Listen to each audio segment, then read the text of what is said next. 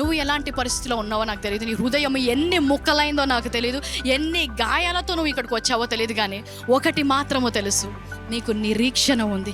క్రీస్తులో నీకు నిరీక్షణ ఉంది. క్రీస్తులో తిరిగి సమకూర్చబడే నిరీక్షణ ఉంది. క్రీస్తులో నీ వివాహము తిరిగి కట్టగలబడదు అనే నిరీక్షణ ఉంది.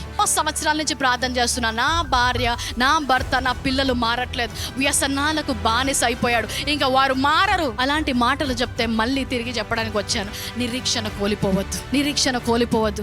రాజుల హృదయాన్ని మార్చిన దేవుడు. హల్లెలూయా. నీలో ఉన్నవాడు క్రీస్తు, లోకాన్ని జయించిన వాడు. ఈ మర్మం అర్థమైన వారు ఎక్కడికి వెళ్ళినా కూడా నిరీక్షణ కోల్పోరంట. అబ్రహాము నిరీక్షణకు ఆధారము లేనప్పుడు నమ్మాడంట. ఈరోజు నిరీక్షణకు ఆధారము లేని ఎలాంటి పరిస్థితి నీ జీవితంలో ఉన్నా కూడా నిరీక్షణకు ఆధారమైన దేవుడు నా పక్షాన ఉండగా, ఎలాంటి పరిస్థితి వచ్చినా కూడా నేను నీరు గారిపోను, నేను సన్నగిల్లిపోను, నేను ఓడిపోను, నేను ఆగిపోను, కానీ నేను సాగిపోతాను అని చెప్పాలంట. Hallelujah. Because his power never weakens, his power doesn't expire.